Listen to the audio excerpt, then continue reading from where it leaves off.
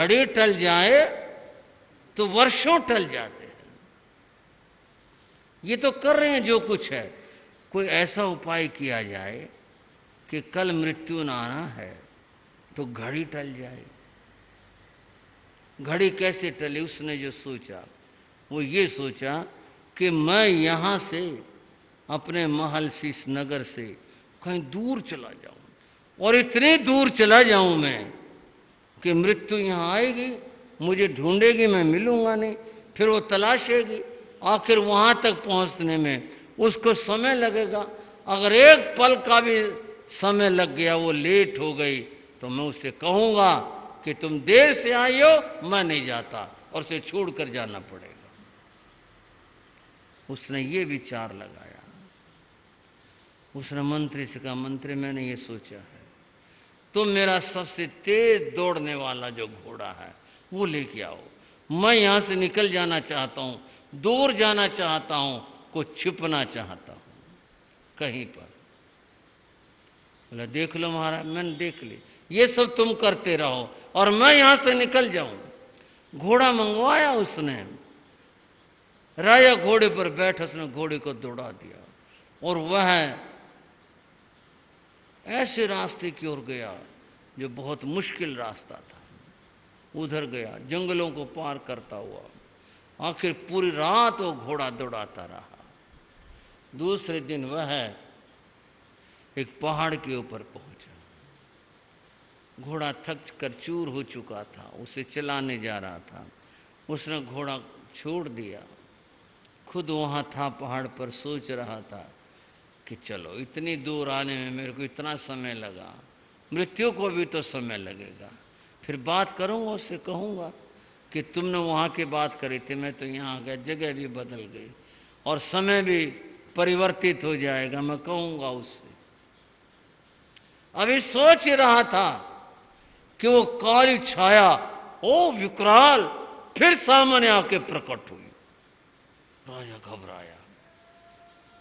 वो कुछ कहता कि तुम ने वहाँ का वादा किया था, मैं तो यहाँ आ गया। वो कहता कि समय के बाद। मृत्यु हंसी, हंसकर बोले, राजन बहुत बहुत धन्यवाद। मैं तो कल से सोच रही थी, इसने मरना तो यहाँ पहाड़ के ऊपर है और ये बैठा महल में है, यहाँ इसे उठा के कौन लाएगा? तुमने तो मेरा काम बहुत आसान कर दिया, जो तुम वहां से उठ करके और अपने आप यहां चले आए। मैं तो कल से सोच में थे, इसने मरना यहां पहाड़ पर है और ये बैठा महलों में है, कैसे बात बनेगी? इतनी दूर कैसे पहुंचेगा? राजन तुम्हारा बहुत बहुत धन्यवाद, और समय हो गया तुम्हारा चलने का। यही था वो समय जब तुमने मेरे साथ चलना है, और यही थी वो जगह जहां से चलना है। आओ चलो। गला दबाया और ले गई उसको मृत्यु। सारे उपाय मृत्यु से बचने के जितने किए, वो मृत्यु के करीब जाने के बने। भाइयों, उसने तो बचने के लिए किया था ना, कि मैं बच जाऊं किसी तरह से, लेकिन सफल नहीं हो पाया। ये सफलता का जो दिमाग में व्यक्ति के विचार है, ये व्यर्थ है। जब जिस समय मृत्यु की घटना जिस रूप में घटित होनी होती है, वो वैसे घटित होती है। अतएव आयुष कर्म के बाद जितना है, जितना ये समय देता है या जितना ये बंधा हुआ है, उतने ही समय तक रहता है। ये घटता और बढ़ता नहीं है। जो निमित्त बांध कर लाए हैं, वही निमित्त घटित हो। पीछे कोरोना रोग महामारी फैली, बहुत लोगों ने ये प्रश्न किया, महाराज क्या सबकी मौत आ गई? बताओ, ऐसे हो गया, ऐसे होने लग रहा है, इस तरह से घटित होने लग रहा है। बंधुओं, एक शब्द है सामुदायिक या सामुदानिक, जिसका अर्थ होता है समूह, इकट्ठा। जब कोई कर्म समूह में बांधा जाता है, किस में? समझाने के लिए बता दूं। कहीं कोई जीव निकल आया, कल्पना कर लो, मुझे अभी तक तो पहुंचे नहीं, मैं बात क्या बात बोले जी, उनकी बस तो भाखड़ा में गिर गई और बड़ी भारी चिंता हो रही है, क्या जवाब दूं उनको? गुरु महाराज महामना महापुरुष बोले वे धर्म काम के लिए चले थे, कुछ बुरा तो होना नहीं चाहिए। बोले जी बहुत चिंता है, क्या कहूं उनको? बोले भाई धैर्य दो, कहो इंतजार करो, अभी ऐसी क्या बात है, थोड़ी इंतजार करो। वो दूसरे बस से आ रहे तो लेट हो गई, क्या हो गई, कैसे हुआ? आधा घंटा ये सारा मामला चला।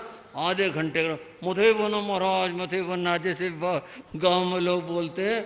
और जीने में से महाराज आगे भाई, ये तो दोनों दा वाले तो आगे, सारे आगे, गुरु मान सब आगे बना महाराज, सब आगे, क्या बात?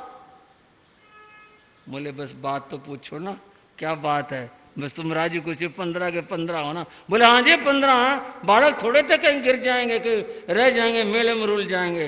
बोले बालकपन तो रहने दो, तुम अपना वंदना करो। बड़ा वंदना करी बैठे, फिर पता चला बोले और ये तो बड़ा जुल्म हुआ भाई, हम तो मौत के मुंह में से निकल ही आए, बताओ इतनी बड़ी घटना हो गई, क्या होता? फिर वहाँ गांव में फ़ोन करवाया, बोले सब राजी खुशी हैं, ठीक हैं, ठिकाने से पहुँच गए हैं। तो वहाँ धैर्य पड़ा, घटना घटी। अब इसके जोड़ आप लगाओगे, उसकी जगह वो चले गए, उसकी जगह वो चले गए, क्या हुआ, क्या नतीजा निकला बात का, क्या क्या हम सोचें, क्या विचार है इसका? सीधी सीधी बात, एक तो सामुदायिक कर्म है। कौन सा कर्म? हाँ जी बोलो।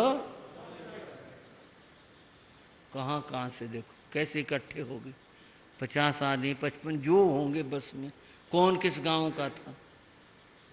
दूसरी बात, उनका पुण्य, उनका आयुष कर्म, और उनके लिए क्या कहूँ, उनका आयुष कर्म समाप्ति की, और जो 15 बाद में चढ़े, कैसी लड़ाई होगी, कोई बात नहीं थी, कुछ नहीं, कौन झगड़ेगा बस में। लेकिन बात ऐसे बने, झगड़ा हुआ, सारे नीचे उतर गए वो झगड़ करके, भाई हम जाते ही नहीं इस बस के अंदर। आयुष कर्म था ना उनका, आयुष कर्म था, तभी तो ये घटना घटित हुई कि वो नीचे उतर गए, झगड़ा करके उतर गए, और उतर गए प्राणों की रक्षा हो गए। और उन बेचारों का, बेचारा ये कहेंगे, उनका आयुष कर्म इतना ही था। बोलो वो किसी और बस के उसमें थे और वो खाली बस उन्हें मिल गई, भाई इसमें तो जगह है, और उसमें जा चढ़े। ये जो आयुष कर्म है, इसके बड़े विचित्र काम हैं।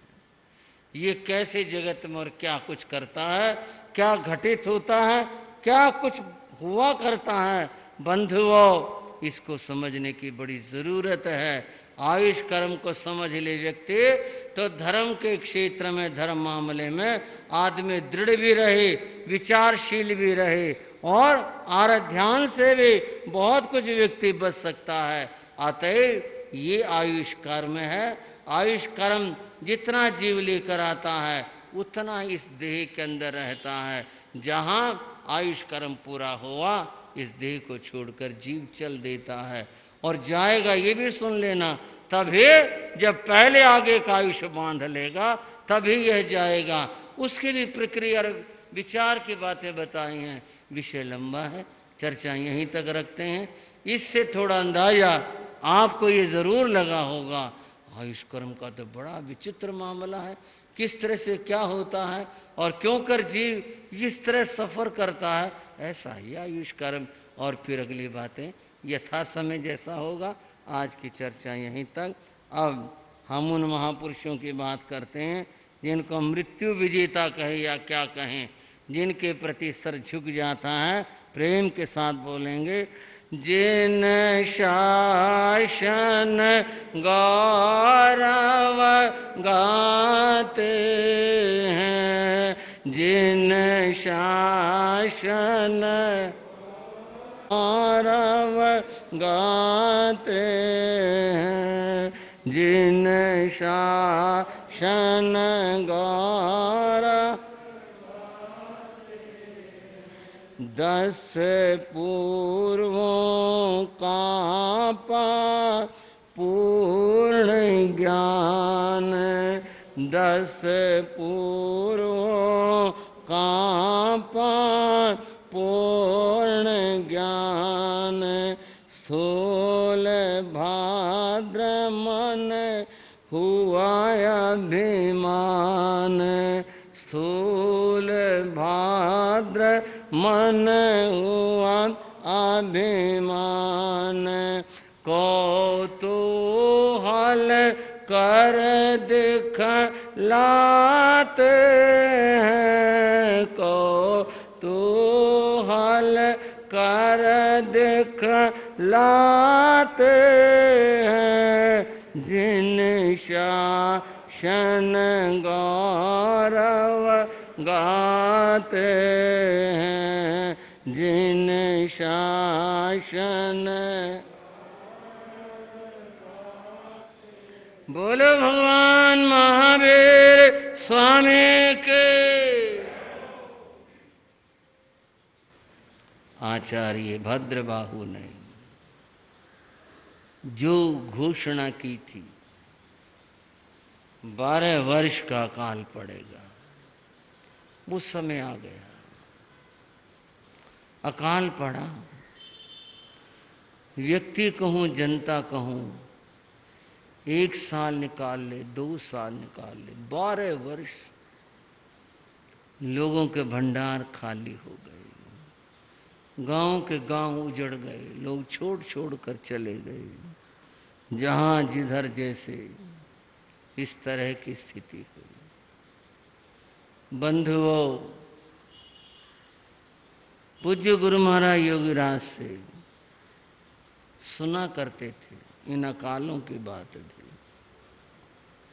ऐसे अकाल पड़ा करते, बूंद नहीं बरसती थी जरा से, और लोग पानी को तरस जाते। हरियाणा में कुओं की ये स्थिति होती थी, यूं झांकते पकड़ करके, देखो देखो पानी एक जिसे कहे सितारा सा चमका करता, ओ नीचे हो भाई, ओ पानी कितना कितना नीचे, 100 हाथ 150 हाथ इतना नीचे पानी नीचे उतर जाता था। कितनी मुश्किल होती थी लोगों को, पशु मर जाते थे प्यासे, लोग भी पानी से त्रसित होकर के चले जाते थे। अकाल पड़ा था, एक महिला पानी निकालने लग रही थी, बहुत गहरे में था पानी। एक कोई यात्री जा रहा था, वो बोला, बहन जी पानी पिला दोगी? बोले भाई पानी पिला दूंगी, तू भी थोड़ी मेहरबानी कर। क्या? बोले ये रस्सी खिंचवा दे, पानी ऊपर आ जाएगा तो पिला दूंगी। अभी तो पानी जो नीचे बाल्टी नीचे जो निकालने का एक साधन होता था, अभी वो नीचे खिंचवा दे। बोले ला खिंचवा देता हूँ। उसने रस्सी पकड़ ली और वह ऐसे खींचता गया, चलता गया, बहुत दूर न, बहुत लंबी रस्सी निकली, बहुत दूर पहुंच गया। उस बहन ने आवाज दी, रुक जा भाई, आ जा, बाल्टी आ गई। बोले बहन जी अब तो अगले गांव में पहुंच जाऊंगा, इतनी दूर आ लिया हूँ, अब मैं वापस आऊँगा, पानी पी कर फिर जाऊँगा, इतने में तो अगला गाँव में ले लूँगा, मेहरबानी तेरी। ये पानी की स्थिति थी। लोग पशुओं को गांव में से हाँक करके ला करके यमुना के किनारे पर यहाँ छोड़ जाया करते कि पशु जो हैं पानी पी लेंगे, प्यासे तो नहीं मरेंगे। कुछ पानी का किनारा हो से कुछ थोड़ा बहुत चरने को भी मिल जाएगा। कुछ लोग साथ भी रह लेते थे अपने पशुओं के, कुछ छोड़ के चले जाते थे। क्या करें, बहुत बुरी हालत होती थी।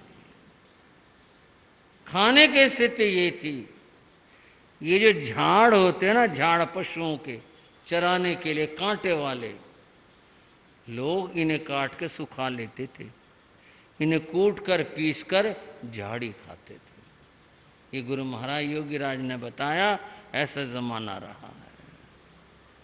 अन्न अन्न किसको मिले, ऐसे ऐसा युग बीता है। पता नहीं कैसे कैसे खराब समय गए हैं। एक और मन की बात कह दूं, वो किसी खंडन में नहीं, समझने के लिए। लोग बात करते कहते हैं बड़ा खराब जमाना आ गया। भाई क्या बात, पहले जमाना में यूं था यूं था। पहले जमाने पीने को पानी भी मिले था, जिसकी तारीफ करते हैं पहले जमाना पहला जमाना। अरे जो आज जमाना जहाँ सारे सुख साधन है, इस जमाने में कोई धर्म ध्यान कर लो, सेवा कर लो, पुण्य कर लो, धर्म कर लो, इससे अच्छा और क्या चाहते हो। उस जमाने में जो खाने के लिए अनाज नहीं था, पीने के लिए पानी नहीं था, और उसकी तारीफ कर, क्या बात है भाई, पुराने जमानों में क्या बात क्या है। एक दिन भी जीना मुश्किल हो जाए पुराने जमाने के अंदर। आज जो ज़माना है, इस ज़माने में अच्छे काम करो। आज किस बात की कमी है, खाने की, पीने की, रहने की, साधनों की, कितने साधन हैं। इसको समझो, वर्तमान का महत्व और मूल्य समझो। अतीत को जिए जा रहे हैं, वर्तमान में जियो। इस युग को समझ करके अच्छे काम करो, अच्छे बीज बो, अच्छा कुछ कार्य करो, इसका महत्व समझो। आज समय कितना अच्छा और सुखद है जब सारे साधन उपलब्ध हैं। भद्रबाहु स्वामी के जमाने में अकाल पड़ा, भयंकर अकाल पड़ा। साधु जन दक्षिण को चले गए थे। जो असमर्थ थे चल पाने में, जा पाने में, उन्होंने संथारा धारण कर लिया था। बहुत साधु संथारा करके अपनी शेष साधना को पूर्ण कर गए। जो बचे रहे वो दक्षिण को चले गए। स्वयं भद्रबाहु स्वामी नेपाल की पहाड़ियों में कोई गुफा स्थान देख करके वहाँ साधना करने लगे, अकेले एकाकी। और उनके साधना का नाम था महाप्राण ध्यान। क्या नाम था? ये वो साधना करने लगे।